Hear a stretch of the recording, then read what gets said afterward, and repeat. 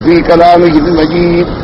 أعوذ بالله من الشيطان الرجيم. بسم الله الرحمن الرحيم.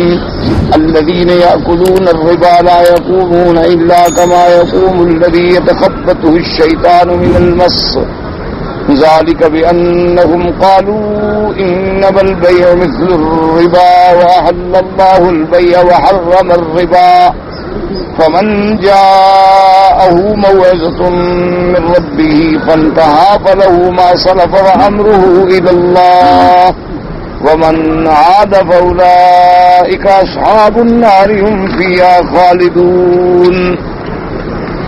قال المؤلف والمفسر رحمه الله تعالى: أداب النفع بعلومه وعلومكم في الدارين آمين. إلى أن قال: وقال ابن أبي حاتم: قرأ علي محمد بن عبد الله بن عبد الحكيم أخبرنا ابن وهب أبي إسحاق الحمداني عن أم يونس يعني امرأته والعالية بنت أبقع أن عائشة زوج النبي صلى الله عليه وسلم قالت لها مبانة أم ولد زيد بن أركم: يا أم المؤمنين تعرفين زيد بن أركم؟ قالت: نعم.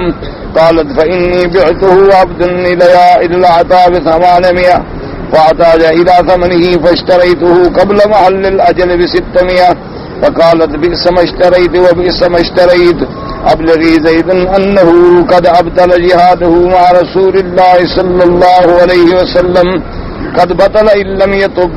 قالت: فقلت: ورأيت إن تركت 200 وأخذت 600؟ قالت: نعم. ومن جاءه موعظة من ربه فانتهى فله ما سلف. وهذا الأصل مشهور وهو دليل لمن حرم مسألة العينة مع ما جاء فيها من الأحاديث المذكورة المقررة في كتاب الأحكام، ولله الحمد والمنة.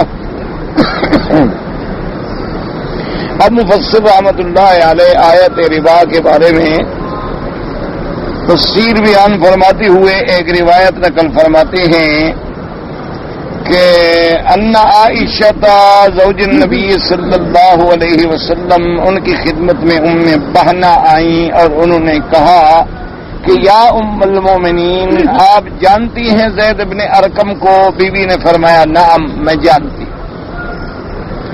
قالت: فإنی بیتہ عبد إلی العطاء ب800، میں نے ایک عبد کو فروخت کیا ہے 800 میں، اس شرط پر کہ جب اس کے پاس پیسے آئیں گے تو وہ 800 مجھے اس کی قیمت دیں گے.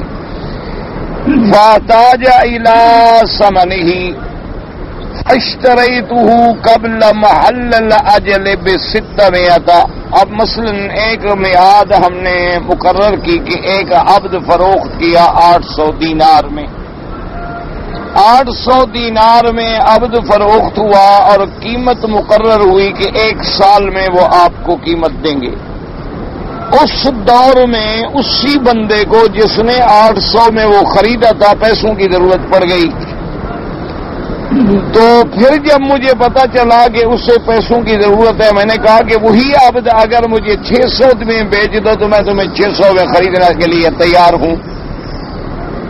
یعنی 800 میں تو بیچ دیا تھا نا، پھر اپنی بیچی ہوئی چیز کو دوبارہ 600 میں خریدا. تو انہوں نے آگے بی بی عائشہ سے پوچھا کہ اگر ایسی صورت ہو جائے کہ ہم ایک چیز بیچتے ہیں مثلا 1000 ریال میں، اس بندے کو ہے ضرورت، تو اسی سے پھر ہم وہی چیز بے عین ہی جو ہے 800 میں خرید لیتے ہیں، اس لیے کہ وہ غرض مند ہے، اس کو پیسے چاہیے. تو بی بی صاحبہ نے جب سنا، بی بی عائشہ صدیقہ نے رضی اللہ تعالی عنہ نے تو بہت ناراض ہو گئی. آپ نے فرمایا: بئس ما اشتریت، بئس ما اشتریت.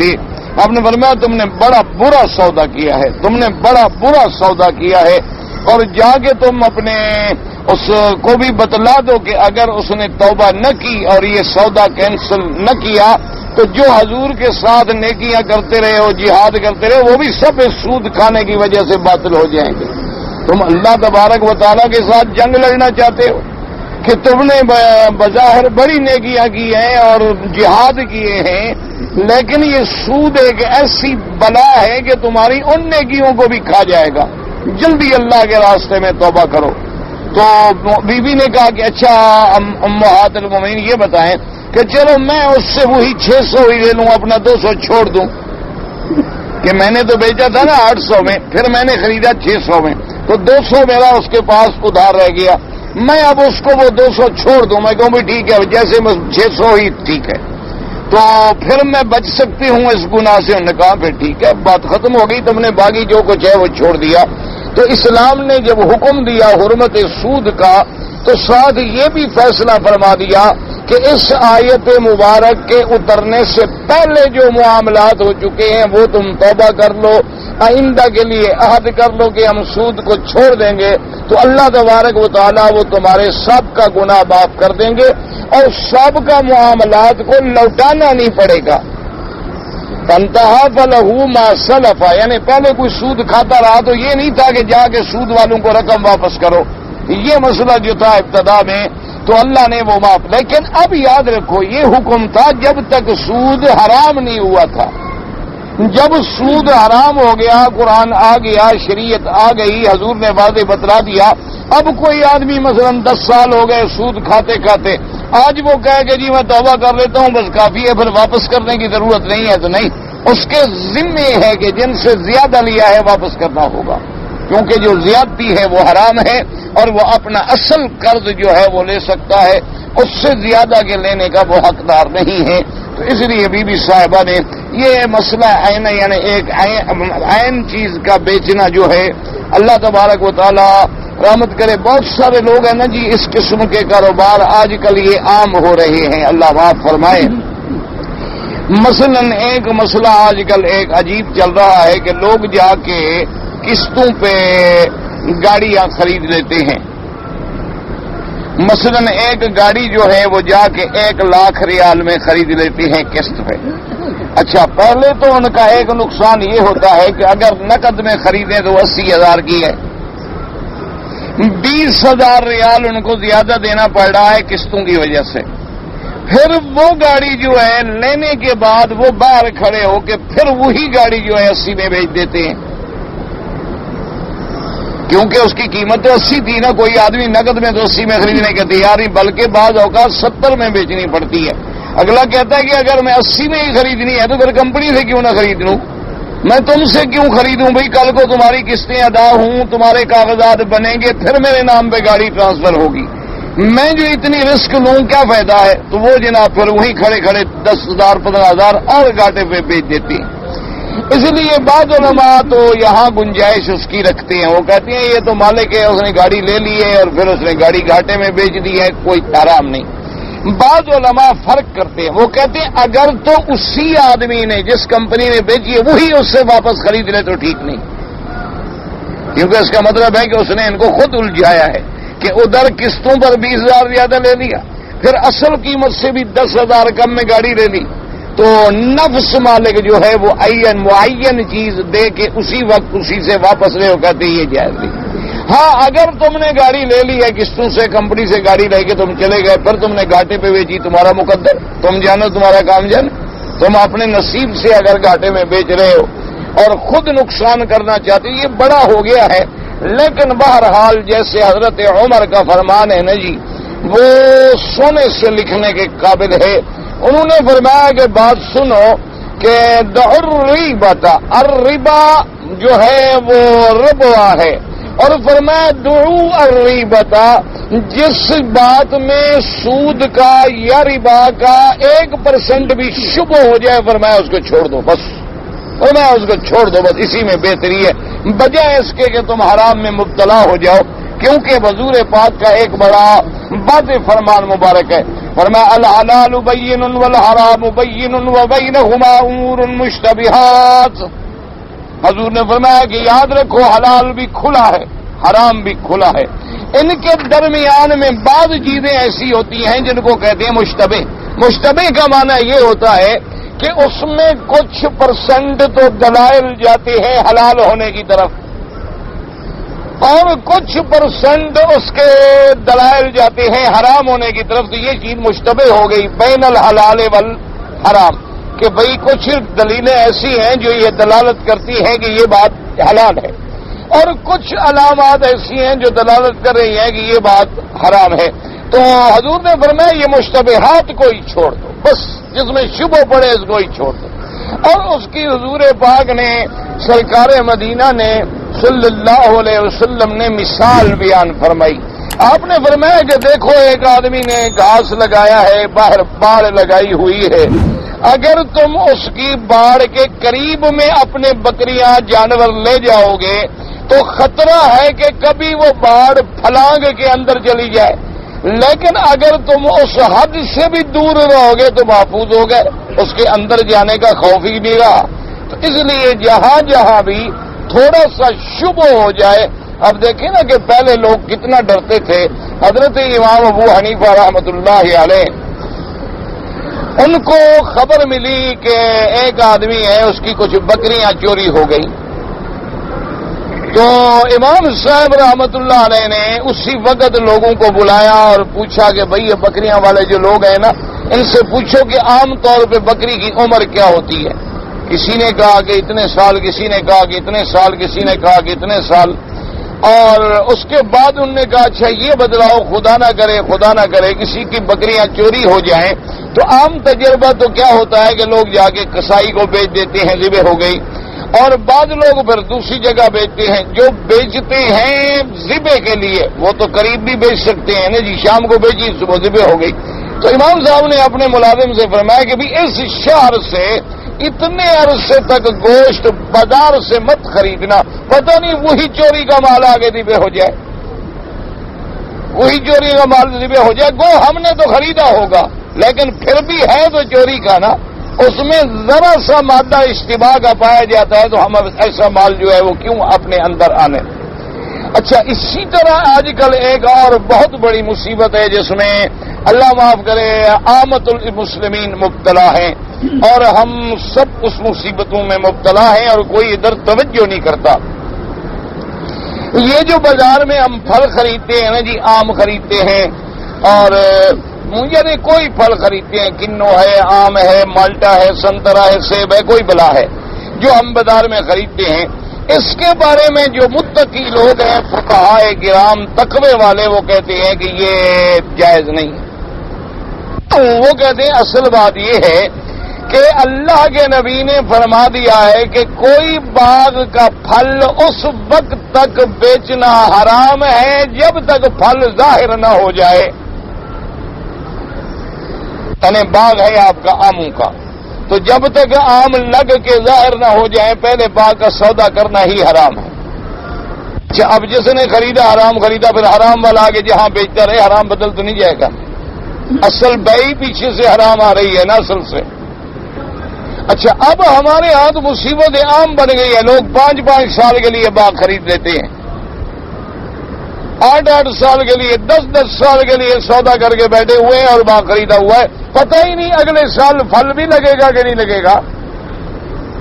اور اچھا پھل لگے گا اندھیریاں آئیں گی ختم ہو جائے گا، پھل لگے گا کوئی وائرس پڑ جائے گی، بیماریاں پڑ جائیں گی، ختم ہو جائے گا. پھل لگے گا کوئی کیڑا پڑ گیا، ختم ہو جائے گا. لیکن 5-5 سال کے پیشگی سودے ہو گئے اور یہ خالص حرام ہے. بیچنا بھی حرام ہے، خریدنا بھی حرام ہے. اور کسی امام کے نزدیک بھی گنجائش نہیں ہے. یعنی چلو کسی امام کے قول میں کوئی تھوڑی بہت ہی نرمی مل جاتی تو آدمی کہتا ہے اچھا بھی کوئی حلال ہونے کا راستہ تو نکل آیا نا. لیکن جب چاروں امام ایک مسئلے پر متفق ہو جائیں اور سب کے نزدیک حرام ہو، اور یہ سارے ملکوں میں اب بے یہی چل رہی ہے کہ بھی جب باغ بکتے ہیں نا جی وہ قبل وقت بک جاتے ہیں اور 2-2 سال کے لیے، 3-3 سال کے لیے، 4-4 سال کے لیے بک جاتی ہیں اور شرعاً یہ بے کرنا جو ہے یہ حرام. اچھا اسی طرح ہمارے ہاں جو ایک عام رواج ہے کہ کپاس کا فصل لگا ہوا ہے اور کپاس ابھی یعنی فصل میں لوگ آگے ایک اندازہ کر کے خرید لیتے ہیں، اچھا جی اتنی قیمت ہو گئی. یہ حرام ہے، یہ ناجائز ہے شریعت میں. کیوں؟ کوئی پتہ نہیں کہ وہ اتنی اترے گی نہیں اترے گی. اسلام کسی کو گھاٹے میں تو مارنا نہیں چاہتا نا. اسلام تو کہتا ہے سیدھی بات کرو، وزن کرو اور لے لو، وزن کرو اور چیز بیچو. یہ تھوڑا ہے کہ درختوں پہ کھڑی ہے اور بیچ دو. یا جیسے کوئی آدمی یہ کہے کہ جی یہ جنگل میرا ہے، اس میں جتنے پرندے ہیں میں سودا کرتا ہوں. میں بیچتا ہوں تو یہ حرام ہے. پتہ نہیں پرندے اڑ جائے, ہاتھ ہی نہ آئے, ہمیں ملے ہی نہ. تو یہ بے جو ہوتی ہے نا جی, اس بے مجہول, یہ حرام ہے. اچھا, اسی طرح ایک اور بھی ہمارے ہاں بے ہوتی ہے, خاص طور پہ ملتان میں بھی. میں ایک دفعہ پھنس گیا, اللہ رحمت کرے. مجھے تو پتہ نہیں تھا, ایک مسجد ہے وہاں, اس مسجد میں مجھے نماز پڑھانی تھی. نماز پڑھا کے جو نکلے تو اپنا باہر کوئی لوگ بیچنے والے کھڑے تھے.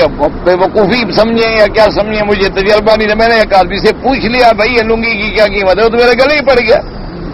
اس نے مثلاً پتہ نہیں کہا 100 روپے. میں نے کہا میں نہیں لیتا. انہوں نے کہا اچھا جی آپ بتائیے 80 دے دو, 70 دے دو, 60 دے دو, 50 دے دو, پتہ نہیں کتنے. اور اس کے بعد اس اٹھایا میرے کندھے پہ رکھ دی. کیا ہو جی, اب میرے گلے میں پڑی ہوئی ہے, میں اتارتا ہوں وہ جان نہیں چھوڑتا.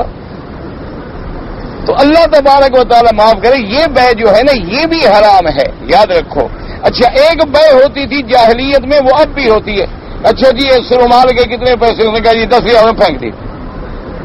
ہو گیا. یہ حرام ہے جب تک کہ کھول کے نہ دیکھا جائے, اس کا پورا عیب نہ دیکھا جائے کہ اس میں کوئی عیب ہے یا نہیں ہے.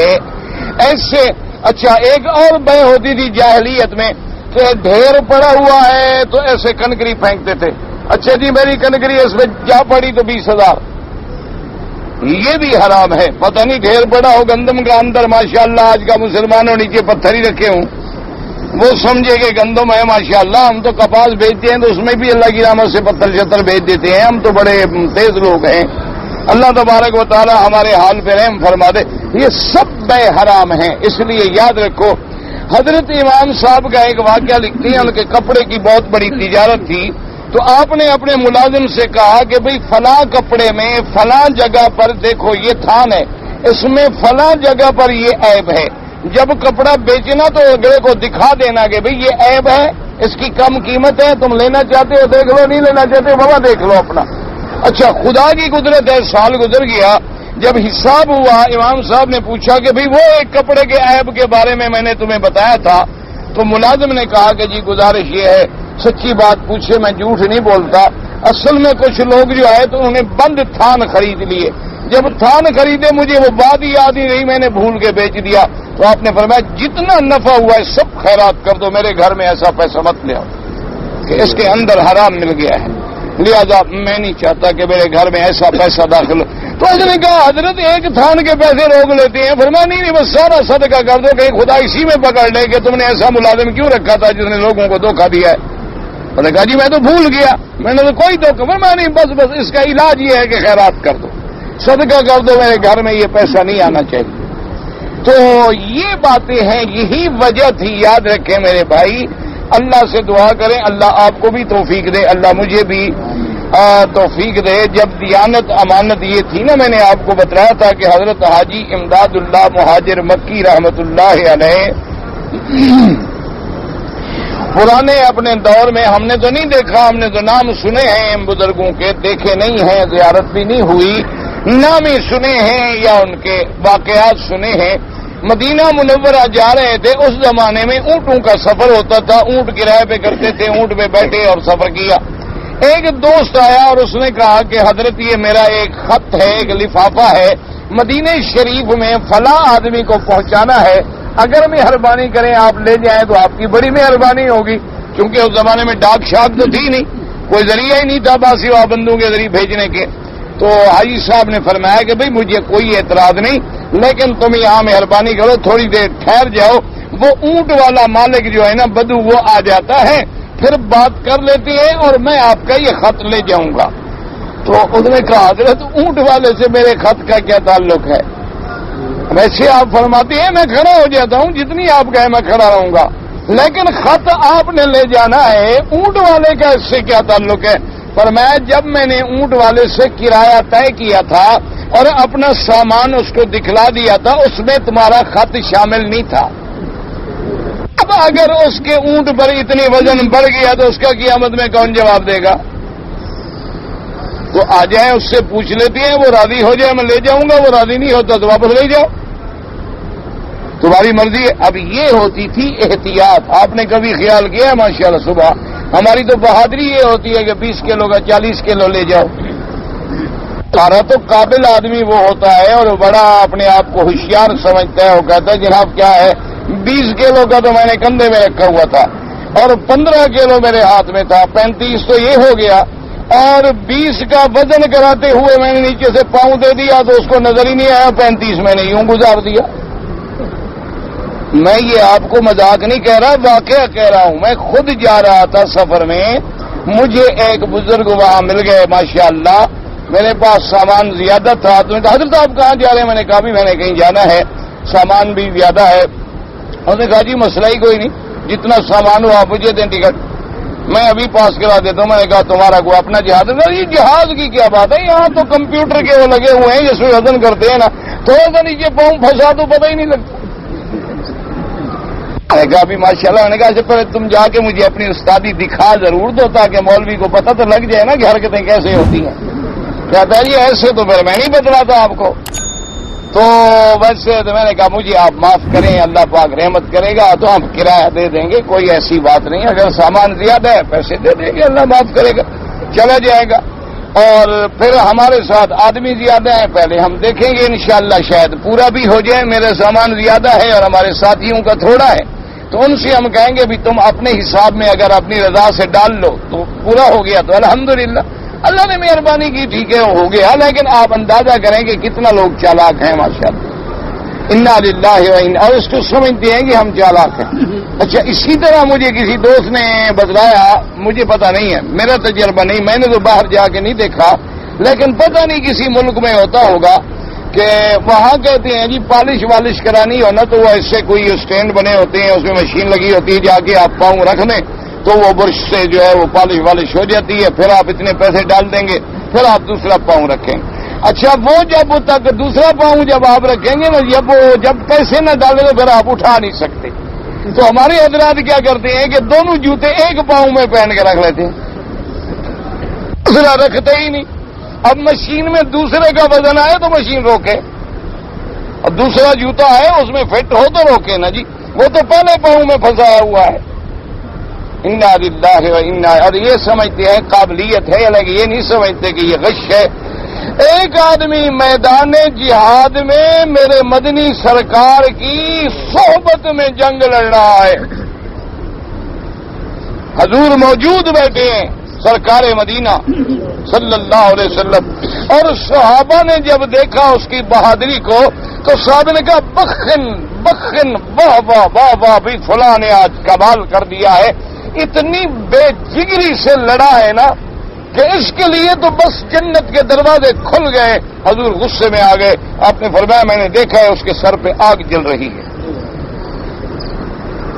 اب صحابہ چپ, یہ کیا ہو گیا؟ ہمارا سپاہی ہے, مجاہد ہے اور جنگ لڑ رہا ہے اور بے جگری سے لڑ رہا ہے, اور حضور فرماتے ہیں اس کے سر پہ آگ جل رہی ہے. تو جب جنگ ختم ہو گئی تو پتہ چلا کہ اس نے ایک لحاف جو ہے مال غنیمت کی چرائی تھی, ایک معمولی سا کپڑا بچھانے کا چرایا تھا, اس کی وجہ سے عذاب میں آ. اب اندازہ کرو, اور ہمارا تو ہر چیز خدا جانے حلال ہے کہ نہیں. میں تو ہمیشہ حقیقت ہے, آپ میرے ساتھ مولوی حضرات ناراض بھی ہو جاتے ہیں, اللہ کرے مجھے معاف کر دیں, خدا مجھے بھی ہدایت دے, انہیں بھی ہدایت دے. میں تو دراصل مولوی کی بات کروں نا, میرے جیسے مولوی جو بزرگ ہیں ان کے تو ہم جوتے اٹھا کے سر پہ رکھنے کو بھی اپنا فخر سمجھتے ہیں. مراد ہوتا ہے میرے جیسے عام چھوٹے موٹے طالب العلم اور ایسے جو. میں تو ہمیشہ کہتا ہوں کہ ہم مولویوں کی اولادیں جو ہیں نا جی بہت کم ٹھیک ہوتی ہیں, ورنہ پیر اور مولوی کی اولاد اکثر بگڑ جاتی ہے. دعا کریں اللہ سب کی اولادوں کو ٹھیک کرے. اس کی وجہ یہی ہوتی ہے کہ ہم لوگوں کا جو مسئلہ ہے نا پیسے کا, یہ مشتبہ, سیدھی بات ہے. لوگ تو خیر ناراض ہوتے ہیں مجھ سے, میں کیا کروں, جو بات ہے زبان پہ آتی ہے کہنی پڑتی. وجہ یہ ہوتی ہے نا جی کہ مثلا آپ نے مجھے پیسے دیے, آپ نے کہا جی ہدیہ, میں کہا ٹھیک ہے ہدیہ میرے لیے جائز. اچھا کبھی آپ نے پیسے دیے کہ جی یہ 200 ریال ہے, میری طرف سے مہربانی کر کے خیرات کر دیں. میں خیرات کرتا رہا, 5 ریال 10 ریال بھول گئے, وہ تو میرے پاس رہ گئے نا. کبھی آپ نے مجھے پیسے دیے زکات کے صدقات کے، میں چلاتا رہا، کوئی بھول گئے، کوئی ذاتی معاملات میں خرچ ہو گئے. اچھا میں راستے میں سودا لے رہا تھا، وہی پیسے زکات والے میرے پاس تھے اور نہیں تھے، میں نے کہا ٹھیک ہے کل اتنی میں کبھی پوری کر دوں گا، بھول گئے. میں نہیں کہتا کہ آمدن کرتے ہوں گے مولوی حضرات، اللہ معاف کرے، میں کہتا ہوں بھول بھی گئے، تب بھی تو زکات ہمارے پیٹوں میں آ گئی اور زکات کے ہم مستحق نہیں تھے، صدقہ کے ہم مستحق نہیں تھے اور خامخواہ لوگوں کا صدقہ میل کچیل کھا بیٹھے ہم. تو جب یہ مال مشتبہ سے ہمارے بدن اور ہمارے بچے جوان ہوتے ہیں تو لازمی بات ہے پھر ان میں اصلاح بڑی مشکل ہو جاتی، بڑی مشکل ہو جاتی.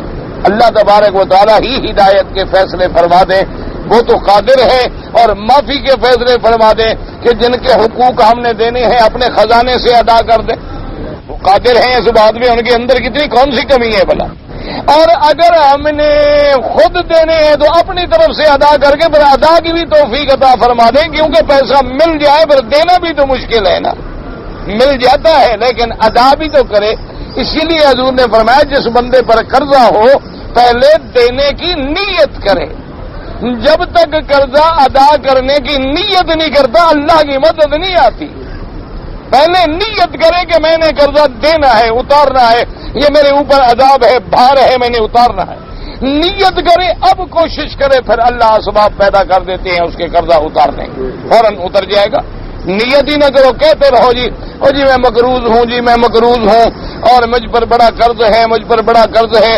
اور ایک آدمی آیا میرے پاس خود آ گیا، کہنے لگا جی میرے اوپر بہت قرض ہو گیا. میں نے کہا کیوں، خیر ہوگی، کیا ہو گیا؟ کہتا ہے جی میں نے مدرسہ بنایا ہے، اس میں اتنے 100 کمرہ ہے اور ایسا ہے اور ایسا ہے، اور جناب میں اتنے لاکھ کا مقروض ہو گیا. میں نے کہا جی آپ کو یہ جو مدرسے بنانے کا حکم ہے اللہ پاک نے کوئی فرشتہ بھیجا تھا کہ بنائے؟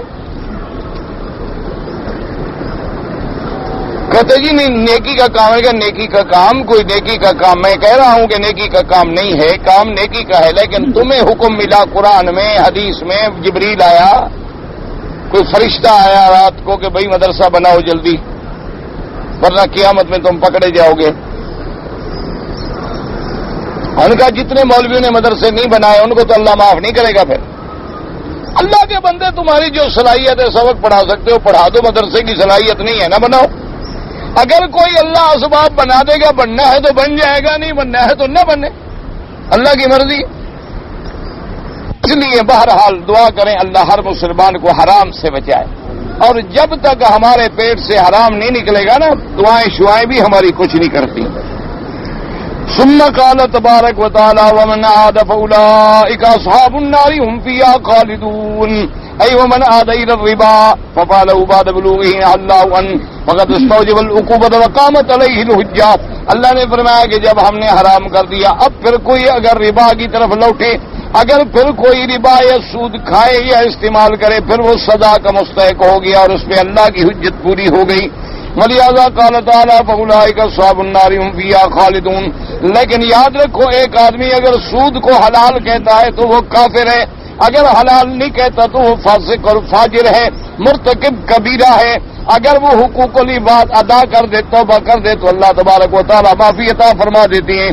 وقت قال ابو داؤد حدثنا يحيى ابو داؤد قال حدثنا يحيى بن معين قال قلنا عبد الله المكي عن عبد الله بن عثمان بن خيثم بن الزبير عن جابر رضي الله تعالى عنه قال لما نزلت الذين يأكلون الربا لا يقومون إلا كما يقوم الذي يتخبط الشيطان من المس قال رسول الله من لم يزل المخابرة فليؤذن بحرب. علیہ وسلم نے فرمایا کہ جو آدمی مخابرہ جو ہے نہ چھوڑے تو یہ سمجھے کہ وہ سود کھا رہا ہے، پھر اللہ کے ساتھ جنگ لڑنے کے لیے تیار ہو جائے. یہ تفسیر ہوئی آ جائے گی، مزابنہ، محاقلہ، مخابرہ جو ہم نے خلاصے میں عرض کیا تھا، آگے انشاءاللہ تفسیر آ جائے گی. ورواه الحاكم في مستدرك من حديث ابي خيثم وقال صحيح على شرط مسلم ولم يخرجا وانما حرمت المخابرة وهي المزارعة ببعض ما يخرج من الارض والمزابنة وهي اشتراء الرطب في رؤوس النخل بالتمر على وجه الارض والمحاقلة وهي اشتراء الحب في سنبله في الحقل بالحب على وجه الارض. انما حرمت هذه الاشياء وما شاكلها حصما لمادة الربا لأنه لا يعلم التساوي بين الشيئين قبل الجفاف. ولهذا قال الفقهاء الجهل بالمماثلة كحقيقة المفاضلة، ومن هذا الرم والشاي ما فهم من تضييق المسالك المهدد الربا والوسائل الموصل إليه متفاوتة بحسب ما وهب الله لكل منهم من العلم. وقد قال الله تعالى وفوق كل ذي علم عليم. اب مفسر رحمت اللہ علیہ فرماتے ہیں انما حرمت المخابرہ. مخابرہ کیا کہتے ہیں؟ المزارعۃ بما یخرج من الارض، کہ آدمی یہ کہہ دے کہ آپ نے گندم کاشت، ہو گیا جی میں آپ سے 20 من لوں گا.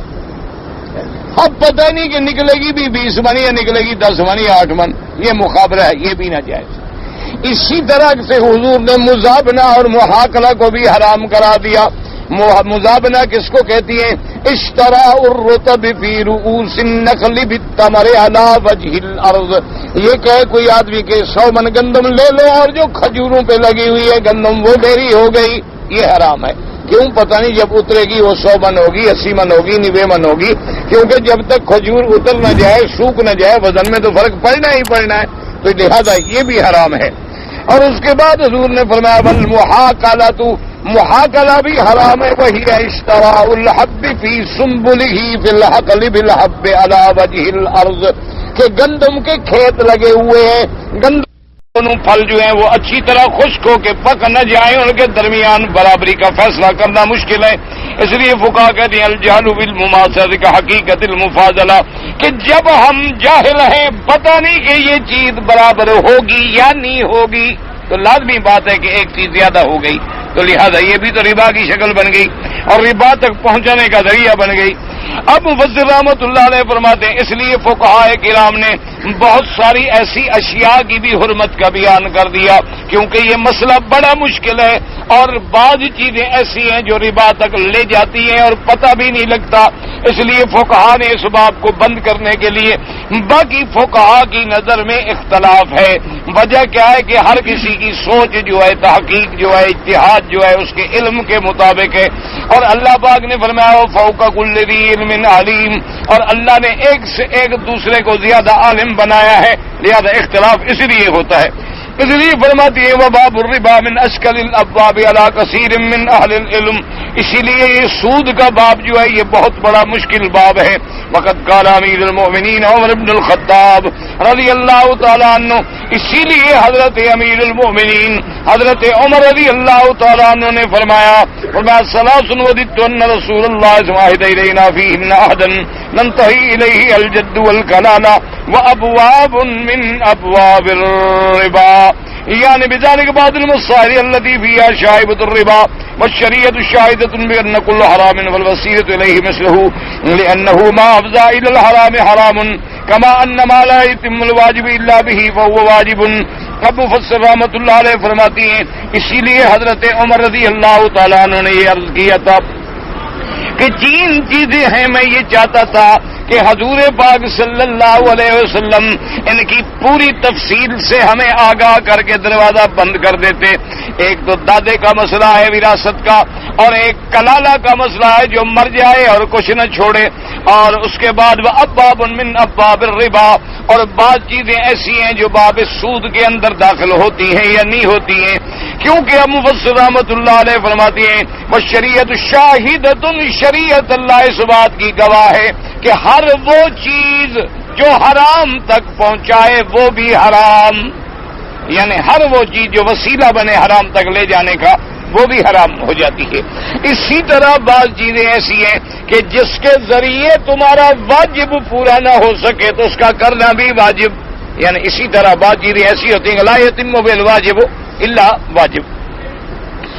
اب فرماتے وقت ثبت فی الصحیحین عن النعمان بن بشیر قال سمعت رسول اللہ صلی اللہ علیہ وسلم یقول ان الحلال بین والحرام بین وبین ذلك امور مشتبهات ومن اتقى الشبهات استبرأ لدینه وعرضه ومن وقع في الشبهات وقع في الحرام كالراعي يرعى حول الحمى يوشك ان يرتع فيه. وفي السنن الحسن بن علي رضي الله تعالى عنهما قال سمعت رسول اللہ صلی اللہ علیہ وسلم یقول دع ما یریبک الی ما لا یریبک. اب جناب صحیحین میں بخاری اور مسلم میں روایت موجود ہے. نعمان بن بشیر راوی رضی اللہ تعالیٰ عنہ فرماتے ہیں کہ میں نے آقا انعامدار خاتم الانبیاء حضرت محمد رسول اللہ صلی اللہ علیہ وسلم سے سنا. آپ نے فرمایا ان الحلال بین والحرام بین. حلال بھی واضح ہے، حرام بھی واضح ہے. وبینہما امور بین ذلک امور مشتبہات. لیکن حلال و حرام کے درمیان میں کچھ چیزیں ایسی ہوتی ہیں جو مشتبہات ہیں.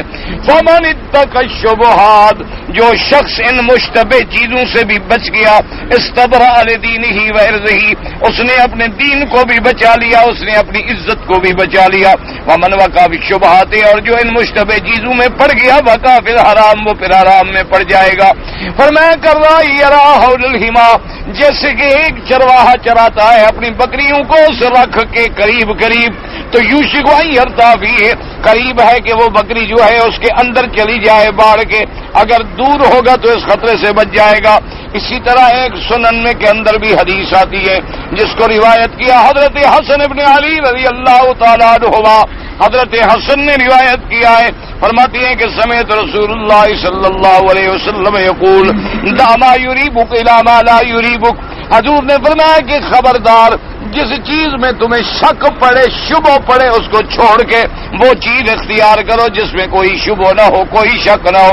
یعنی تم ایک کام کر رہے ہو لیکن دل میں کھٹک آ رہی ہے کہ بھئی پتہ نہیں یہ خدا کرے پتہ نہیں حلال ہے، پتہ نہیں جائز ہے، پتہ نہیں ناجائز، اور شک پڑ گیا تو احسن علاج یہ چھوڑ، وہ کام کرو جس میں شک ہی نہیں. تم وہ کام کرو جس کے اندر کسی قسم کا کوئی شبہ بھی نہ پڑے. جن باتوں کے اندر شبہ پڑ جائے وہ چیز، اسی لیے حکم ہے نا اتقوا مواقع التہم. حضور نے فرمایا جس گلی میں تمہیں تہمت لگتی ہے اس گلی کو بھی چھوڑ دو. یہ نہیں ہے کہ تم کہو کہ میں تو پاک ہوں اور میں تو صاف ہوں. بھائی بلا وجہ پر تہمت لگنے کی ضرورت کیا ہے؟ تم اس علاقے کو چھوڑ دو، اپنے آپ کو بچاؤ. اس کے بعد فرماتی ہے والحدیث الاخر الاسم ما حاک فی القلب وترددت فیہ النفس وقریت ان یطلع علیہ الناس. اور ایک حدیث پاک میں آتا ہے حضور سے پوچھا گیا کہ حضور گناہ کا ہمیں پتہ نہ چلے کہ یہ کام گناہ ہے یا نہیں ہے. آپ نے فرمایا جو چیز تیرے دل کے اندر تردد پیدا کرے اور تمہیں شبہ پڑ جائے کہ یہ کام کروں یا نہ کروں، اور تم یہ دل میں خیال آئے کہ بھئی یہ کام تو میں کر رہا ہوں لیکن لوگوں کو اللہ کرے پتہ نہ لگے، تو سمجھ لو یہ گناہ ہے. سمجھ لو کہ یہ گناہ ہے کیونکہ تمہارا دل کہہ رہا ہے کہ لوگوں کو پتہ نہ لگے. تو لوگوں سے جو تم چھپ رہے ہو تو کیوں؟ اگر ٹھیک چیز ہوتی تو چھپنے کی کوئی ضرورت ہی نہیں ہے. وفی روایت نستفتی قلبک وان افتاک الناس وافتوک. اب جناب فرماتے ہیں ایک حدیث میں یہ بھی آیا حضور نے فرمایا چاہے تمہیں کوئی فتویٰ بھی دے دے کہ جائز ہے لیکن اپنے دل سے پوچھو کہ دل تمہارا کیا کہہ رہا ہے. تمہارا دل مطمئن ہے یا تمہارا دل کہتا ہے یار فتویٰ تو مل گیا ہے لیکن دل مانتا نہیں، طبیعت مانتی نہیں ہے. تو ایسی باتوں کو بچو، ایسی باتوں کو چھوڑ دو.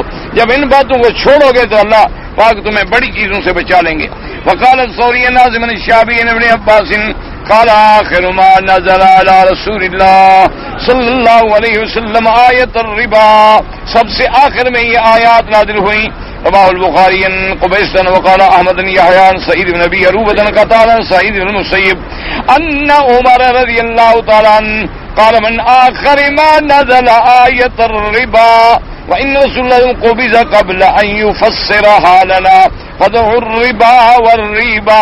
اس لیے حضرت عمر فرماتے تھے کہ سب سے آخری آیت جو ہے ہمارے آقا انعامدار سرکار مدینہ پہ جو اتری ہے وہ آیت الربا ہے. ابھی حضور نے پوری تفصیل بیان نہیں فرمائی تھی، کیوں آپ نے کچھ چیزیں بیان فرما دی، لیکن کاش کہ حضور تمام تفصیل بیان فرما دیتے.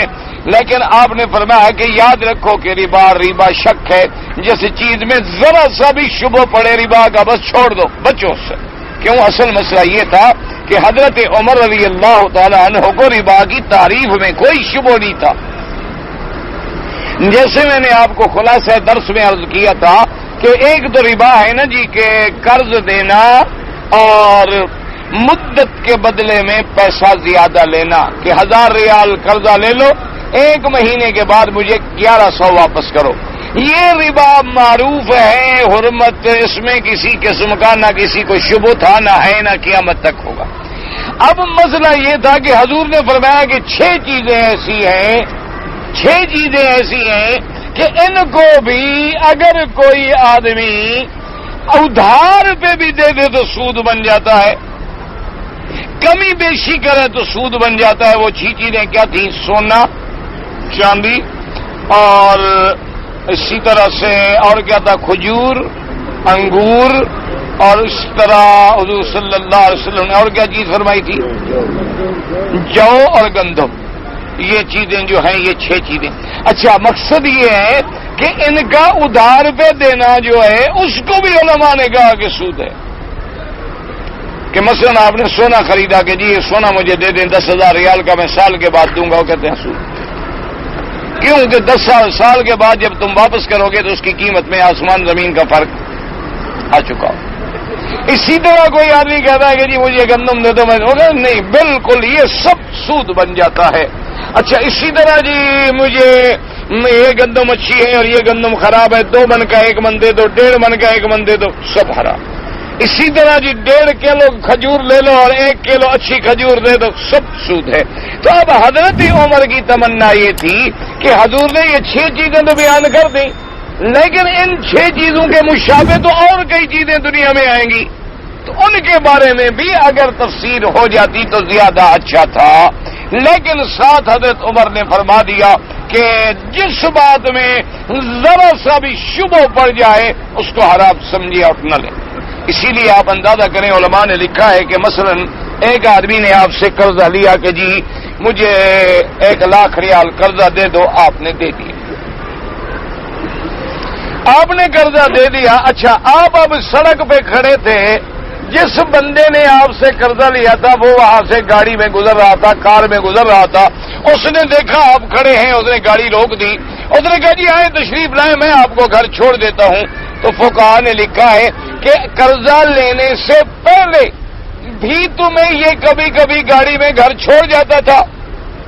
اگر چھوڑ جاتا تھا پھر تو بیٹھ جاؤ۔ اگر قرضہ دینے سے قبل بھی یہ بندہ کبھی کبھی تمہیں اپنی گاڑی میں لفٹ دے دیتا تھا، گھر پہنچا دیتا تھا، تمہاری پہلے سے بے تکلفی تھی ایسی، تو اس کے ساتھ بیٹھ جاؤ، کوئی فکر نہ کرو۔ لیکن اگر قرض دینے سے پہلے اس نے کبھی تمہیں گاڑی میں بٹھا کے گھر نہیں پہنچایا تو مت بیٹھو، یہ تمہارا نفع اٹھانا جو ہے یہ بھی رسود ہے، یہ بھی ربا ہے، تم ربا کا ارتکاب کرو۔ اس لیے علماء نے فرمایا کہ ایسی بات سے جو ہے وہ بھی بچ جائے۔ کیوں؟ اس کا مطلب ہے کہ جو تم نے قرضہ دیا، اب وہ قرضے کی وجہ سے اس کی آنکھیں شرمندہ ہیں، قرضے کی وجہ سے اس کی آنکھیں شرمندہ ہیں، اور وہ تمہیں جو ہے اس کے لیے بلانا چاہتے ہیں۔ اس لیے جناب اس کے بعد فرماتے ہیں مفسر رحمۃ اللہ علیہ، قال حدیث ذکر فرماتے ہیں، وقال رواه ابن ماجه وابن مردويه من طريق اياد بن مسطام عن داود بن هند عن ابي نضرة ابي صالح عن ابي سعيد الخدري قال خطبنا عمر بن الخطاب رضي الله تعالى عنه فقال اني لعلي انهاكم عن اشياء تصلح لكم وآمركم باشياء لا تصلح لكم وَإِنَّ مِنْ آخِرِ الْقُرْآنِ نُزُولًا آيَةَ الرِّبَا وَإِنَّهُ قَدْ وَعَدَ رَسُولُ اللَّهِ صَلَّى اللَّهُ عليه وسلم مَا يُرِيبُكُمْ مَا لَا يُرِيبُكُمْ وَقَدْ قَالَ ابن أبي ذئب السالم موقوفا فذكره ورده الحاكم في مستدركه۔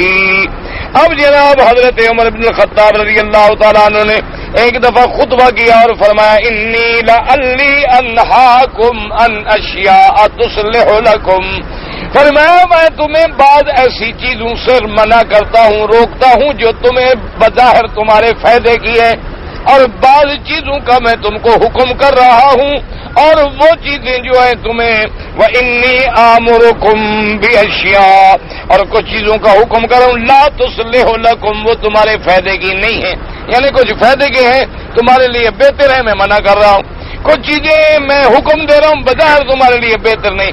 وجہ کیا ہے کہ بھی قرآن کی آخری آیت جو ہے وہ آیت ربا تھی، اس کی تمام جزیات تفصیلات کا بیان سامنے نہ آ سکا، اس لیے جس میں ذرا سا بھی شبہ پڑ جائے ربا کا یا سود کا ان چیزوں سے بچ جاؤ، اسی کے اندر تمہاری بھلائی اور اسی میں تمہاری خیر ہے۔ واللہ تعالی عالم وعلمہ اتم۔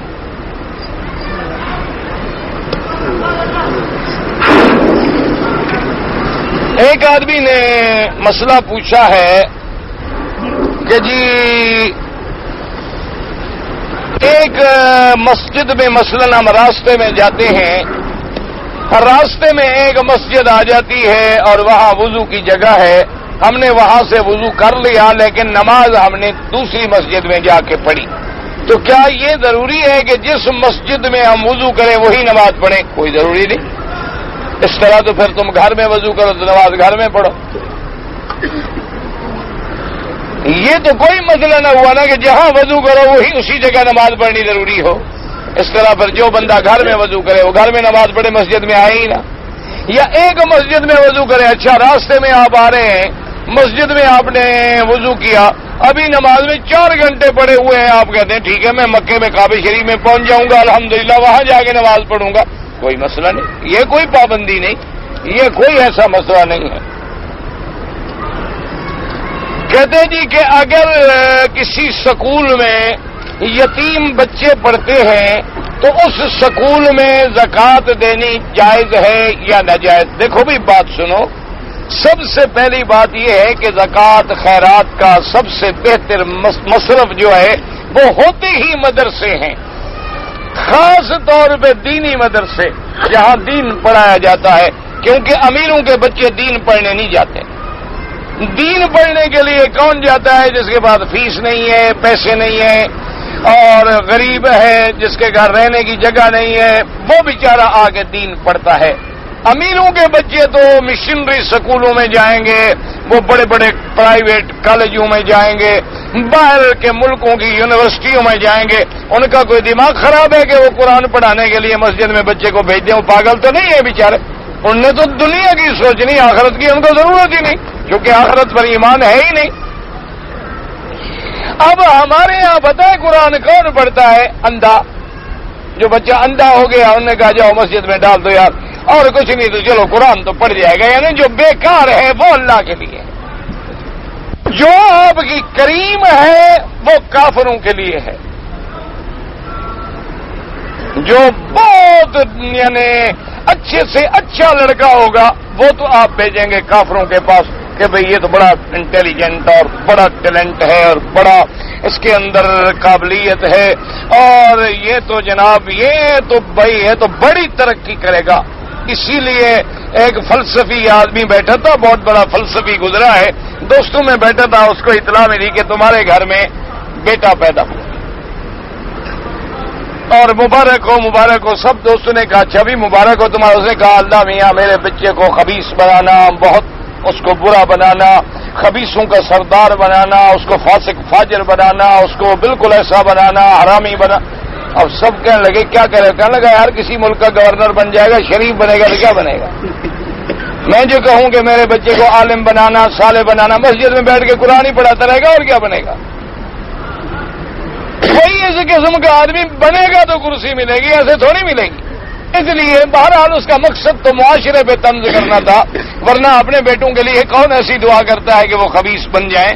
اللہ سب کے بیٹوں کو اچھا بنائے، صالح بنائے۔ تو ہمارے تو بھائی مقدر میں یہ ہے کہ جو اندھا ہو جائے، لنگڑا ہو جائے، جو بیکار ہو جائے، اور جس کو سکول میں بھیجیں اور پرائمری والے مار مار کے واپس کر دیں گے جی انتہائی نالائق بچہ ہے یہ نہیں پڑھتا، کہتے ہیں یہ مولوی صاحب پہ۔ لیکن شکر کرو ہم نے ان بیکاروں میں خطیب پیدا کیے، ہم نے ان بیکاروں میں قرآن کے حافظ پیدا کیے، ہم نے ان بیکاروں میں بخاری پیدا کیا، ہم نے ان لوگوں میں آگے شیخ الہند پیدا ہوئے، ابوالکلام پیدا ہوئے۔ تمہاری یونیورسٹیوں نے بتاؤ کیا پیدا کیا؟ آئے ہمارے ساتھ مقابلہ کریں۔ حضور کی مسجد سے مدرسہ شروع ہوا جس میں ابو بکر پیدا ہوا، عمر پیدا ہوا، عثمان پیدا ہوا، علی پیدا ہوا، عبداللہ ابن مسعود پیدا ہوا، اس میں جناب ابی موسیٰ اشعری پیدا ہوا، ابی ابن کعب پیدا ہوا، اس میں مجاہدین میں سے خالد پیدا ہوا، اکرمہ پیدا ہوا، فقر میں تصوف مقام میں ابھی ذر پیدا ہوا، حفظ حدیث میں ابھی ہریرہ پیدا ہوا، امہات المومنین میں عائشہ حفصہ پیدا ہوئی، اسی طرح پر چلتے آئے امام بخاری پیدا ہوا، امام ترمذی پیدا ہوا، اسی طرح اور آ جائے امام ابو حنیفہ، امام شافعی، امام احمد بن حنبل، امام مالک، اسی طرح شیخ الاسلام ابن تیمیہ، شیخ الاسلام ابن القیم، اسی طرح مجدد الفسانی، اسی طرح شاہ عبد العزیز، اسی طرح اسماعیل شہید، اسی طرح شیخ الہند، نیچے چلے، یہ سب ہم نے انہی مدرسوں میں پیدا کیے ہیں۔ تم بھی بتاؤ ایک امام پیدا کیا ہو یونیورسٹی سے، لے آؤ ایک مثال، لے آؤ ایک کہ ہماری فلاں یونیورسٹی میں امام پیدا ہوا ہے، محدث پیدا ہوا ہے۔ تو سب سے زیادہ مستحق تمہاری امداد کے یہ مدرسے ہیں، یاد رکھو۔ جب تک یہ مدرسے ہیں یہ دین کے قلعے ہیں، اور حدیث میں آتا ہے جن مدرسوں میں قرآن پڑھا جاتا ہے فرشتے کہتے ہیں ہم آسمانوں سے اس جگہ کو ایسے چمکتا ہوا دیکھتے ہیں جیسے آسمان پہ تم ستارے چمکتے ہوئے دیکھتے ہو، تمہیں نیچے سے تارے چمکتے ہوئے نظر آتے ہیں، فرشتے کہتے ہیں ہمیں ایسے یہ دین کے مدرسے نظر آتے ہیں چمکتے، ہمیں پتہ چلتا ہے کہ یہ چمک ہو رہی ہے، اچھا یہ ہاں مدرسہ ہوگا دین کا۔ لیکن شرط یہ ہے کہ ان کو بتا دیا کرو کہ بھئی یہ زکوٰۃ ہے، بس اتنی تمہاری ذمہ داری ہے، ان کو وضاحت کر دو کہ بھئی یہ پیسے زکوٰۃ کے ہیں، تاکہ وہ آگے زکوٰۃ کو یتیموں پر، ان کے کھانے پہ، ان کے کپڑے پہ، ان کے وظیفے پہ جائز مصرف میں خرچ کریں۔ اگر زکوٰۃ نہیں تب بھی بتا دو، زکوٰۃ ہے تب بھی بتا دو۔ اور سب سے زیادہ مستحق جو ہوتے ہیں یہ دین کے مدارس ہیں، اور یہ دین کے مدارس چونکہ اسی پہ چلتے ہیں، ان کے اور ذرائع نہیں ہوتے ہیں، تو یہ بالکل ضروری ہے، لیکن وضاحت کرنا بھی ضروری ہے۔ کہتے ہیں جی کہ خرگوش کے بارے میں فرمائیں کہ یہ حلال ہے یا حرام ہے۔ خرگوش جو ہے نا جی اہل سنت والجماعت کے نزدیک حلال ہے، شیعہ کہتے ہیں کہ یہ حرام ہے کیونکہ اس کی مادہ جو ہے اس کو حیض آتا ہے، تو جس کو حیض آئے وہ حرام ہے، ٹھیک ہے نا؟ کیوں سوچ کیوں رہے ہیں آپ؟ ہر وہ چیز جس کو حیض آتا ہو وہ حرام ہے، اور جو پیدا ہی حیض کا خون پی کے ہوا ہو وہ تو آپ کیا سمجھتے ہیں کہ آپ ماں کے پیٹ میں جب تھے تو تمہارے لیے کوئی وہاں ارک نوبہار بھیجا جاتا تھا؟ جب عورت کو حمل ٹھہر جائے حیض بند ہو جاتا ہے، جاری رہتا ہے، وہ پھر خوراک بن جاتی ہے حضرت کی جو پیٹ میں ہے، سمجھ آگے؟ پیدا ہوئے نطفہ حقیر سے خوراک ملی یہ، اور زمین پہ آ گئے تو اکڑ گئے خان وڈیرے۔ اسی لیے حضرت علی فرماتے تھے مجھے حیرانی ہوتی ہے بندے پہ کہ روز اپنی گندگی پہ بیٹھا رہتا ہے اور پھر باہر نکل کے اکڑتا بھی ہے۔ کہتے تھے ایسا ذلیل آدمی میں نے نہیں دیکھا دنیا کہ روزانہ اپنی گندگی پہ جا کے بیٹھنے والا کس بات پہ اکڑتا ہے، کہ قیمت تو تمہاری یہ ہے کہ اپنے پیشاب پہ بیٹھے ہوئے ہو۔ اللہ نے تمہاری ذمہ داری لگا دی ہے کہ 24 گھنٹے میں ایک دفعہ ضرور بیٹھو، اور جتنے بڑے آدمی ہیں وہ تو اور زیادہ بیٹھتے ہیں، ان کے تو 2-2 گھنٹے وہاں لگتے ہیں، ہم غریبوں کے تو 2-4 منٹ لگتے ہیں۔ جتنے بڑے لوگ ہیں نا وہ تو وہاں بیٹھ کے اخباریں پڑھتے ہیں، ریسٹ کرتے ہیں، تہذیب ہے نا بھائی، مہذب لوگ ہیں نا، ان کا تو وہاں لائبریری ہوتی ہے ماشاءاللہ، کیونکہ ان کو پتا ہے کہ ہم نے کموڈ پہ 1-1.5 گھنٹہ بیٹھنا ہے، تو وہاں فارغ بیٹھے اخبار ڈیلی وہی لے جاتے ہیں، چاہے اخبار میں بسم اللہ الرحمن الرحیم لکھا ہوا ہو، چاہے اخبار میں کہیں اللہ کا نام لکھا ہوا ہو، چاہے اخبار میں کہیں حضور کا نام لکھا ہوا ہو، کسی محمد عمر صحابہ کوئی نام تو ہوگا نا، کسی کا نام تو ہوگا۔ انا للہ و انا الیہ راجعون۔ کہتے ہیں جی اگر ہم مدینہ منورہ زیارت کے لیے جائیں تو ہر نماز کے بعد صلاۃ السلام پڑھیں نہیں، جب جائے اس دن پڑھے، پھر جب رخصت ہو اس دن پڑھے، یہ سنت ہے۔ ہر نماز کے بعد جہاں بیٹھے ہو وہیں بیٹھے رہو اور درود شریف پڑھو، باقی صلاۃ والسلام جیسے ہمارے یہاں رواج ہے نا، ہر جگہ وہی کھڑے ہو جائیں گے، اللہ الصلاۃ والسلام علیکم بھائی تم تو عاشق رسول ہو، مدینے میں آ گئے اور سامنے روضہ ہے، تمہارے قدم کو مہندی لگی ہوئی ہے وہاں جانے کے، ادھر تم عشق کے دعوے کرتے ہو، ادھر جہاں مرضی آتی ہے کھڑے ہو جاتے ہو. یہ کوئی ادب نہیں، کوئی طریقہ نہیں. ادب یہ ہے کہ جب حاضری ملے ادب کے ساتھ جاؤ، پہلے مسجد میں 2 رکعت نماز پڑھو، عطر لگاؤ، خوشبو لگاؤ، غسل کرو، اچھے کپڑے پہنو، درود پڑھتے ہوئے ادب سے جاؤ، صلاۃ و سلام عرض کرو، اور اس کے بعد پھر جس دن روانہ ہونا ہے سلام پڑھو. اول آخر چلتے پھرتے اٹھتے بیٹھتے درود شریف پڑھتے رہو. باقی جو صلاۃ و سلام ہے وہ صرف ایک دفعہ. مساجد قباء، مسجد قباء بالکل جائیں، باقی مسجدوں میں بھی جائیں. تفسیر قرآن کی اردو میں نے لینی ہے. بھئی میرے معلومات میں تو معارف القرآن تفسیر ہے حضرت مفتی محمد شفیع رحمت اللہ علیہ کی، وہ آسان بھی ہے اور ایک بہت بڑے ذمہ دار عالم کی لکھی ہوئی ہے. الحمدللہ اس میں کوئی ایسی بات غلط بھی نہیں ہے، بول لیں، ورنہ باقی اردو کی تفسیروں کا مجھے تجربہ نہیں ہے، میں ایسے کیسے بات کر سکتا ہوں.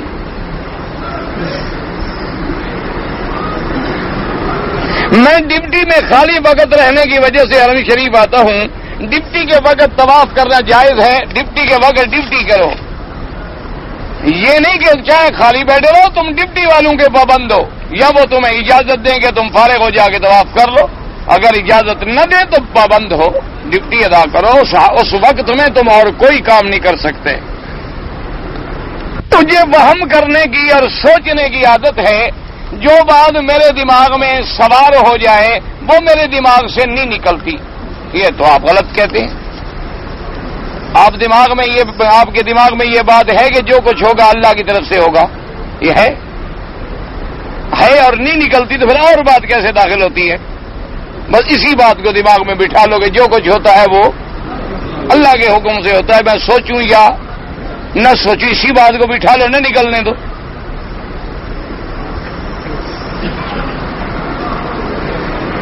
میں نے پڑھا ہے کہ قبر پر قرآن شریف نہیں پڑھنا چاہیے. آپ نے ٹھیک پڑھا ہے. یہ ہمارے ہاں بدعات ہیں. بڑے آدمی مر جاتے ہیں نا، پھر حافظ کرائے پہ آپ قبروں پہ قرآن پڑھتے ہیں، بدعت ناجائز.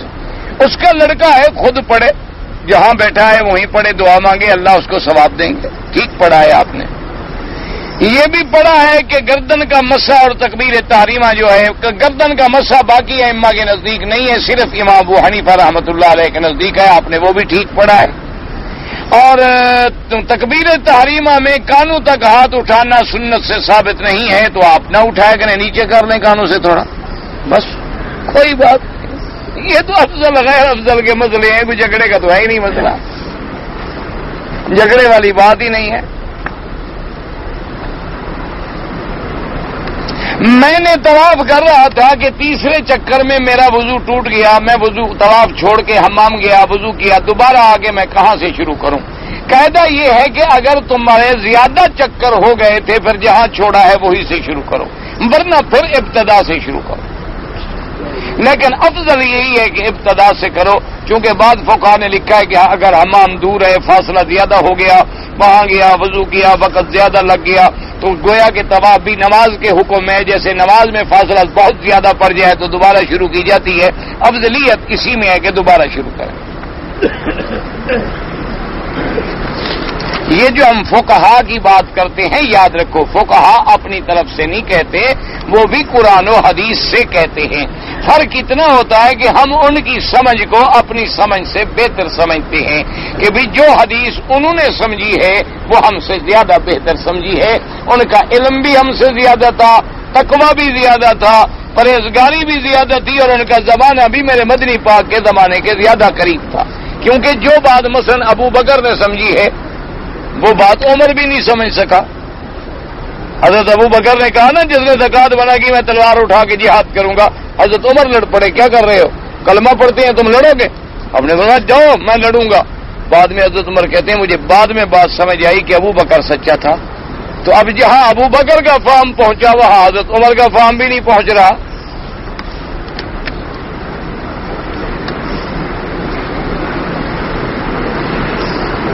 ایک بندہ اللہ کی ہندو اللہ کی ذات کو مانتا ہے، کہتا ہے کہ جو ہم بتوں کی پوجا کرتے ہیں یہ غلط ہے.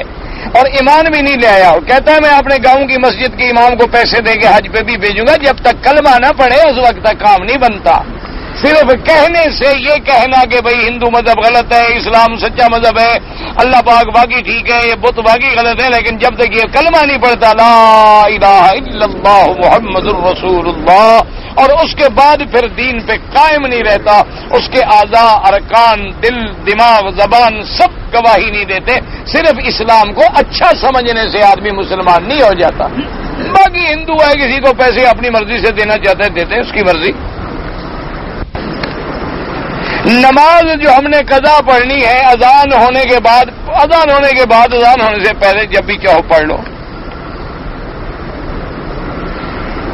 کہتا ہے جی سود کے پیسے سے میں نے ہاؤس بلڈنگ فنانس والوں کا سود دینا ہے، وہ ادا ہو سکتے؟ ہاں، حرام حرام کو دے دو، ٹھیک بات ہے، کچھ خیرات تھوڑی کر رہے ہو، ایک ظلم دوسرے کو دے دیا، حرام حرام کو دے دیا، فٹ ہو گیا، وہ تو بات ہی ٹھیک ہے، دونوں حرام ہے نا جی، دونوں مسئلہ حرام کے حرام سے ہے، لیکن کوشش کرو اس عادت میں نہ پڑنا، ورنہ عادت ہو جاتی ہے لینے کی۔ بعض لوگ پہلے تو یہی کرتے ہیں، اچھا جی سود لے رہے ہیں، وہ ٹیکس جو لگتی ہے نا، وہ سود سے ہم ٹیکس دے دیا کریں گے، لیکن پھر یہ حرام ایسی چیز ہے کہ حرام کی لذت زیادہ ہوتی ہے۔ پھر اسی لیے آیا تھا نا کہ بھئی اس باڑ کے قریب بکریاں نہ چراؤ، کہیں ایسا نہ ہو کہ باڑ کے اندر بھی پڑ جائیں۔ اسی طرح تو آدمی اندر پڑتا ہے، پہلے شیطان یہی کہتا ہے بھائی سود لے لو، سود بھی حرام، ٹیکس دینا بھی حرام، حرام لے کے حرام والے کو دے دو، لیکن یہ تعامل جو ہے پھر خود آدمی کو حرام میں ڈال دیتا ہے، لہذا بچیں۔ اگر کوئی چیز باہر گمامے میں گندگی میں پڑی ہے، وہ ضائع ہونے کا خطرہ ہے، وہ اٹھا سکتے، کوئی بات نہیں، وہ حرام نہیں ہوتی، کیونکہ اگر آدمی نے مثلا روٹی کھائی آدھی پھینک دی تم اٹھا لو، کوئی بات کھا سکتے۔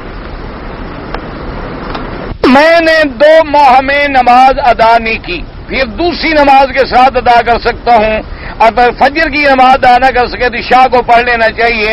بھائی فجر کی نماز ادا نہ کرے تو عشاء کو یعنی پیشگی پڑھ لو، یہ تو ناجائز ہے۔ باقی جو تم نے قضا کی ہے، جب بھی تمہیں موقع ملے قضا کرو، قضا کر کے اپنے سر سے بوجھ اتارو، ضروری نہیں کہ اس نماز کا انتظار کرو، وہ ترتیب والوں کا حکم ہے، تم نے تو 2 مہینے نماز نہیں پڑھی، پہلے توبہ بھی کرو، استغفار بھی کرو۔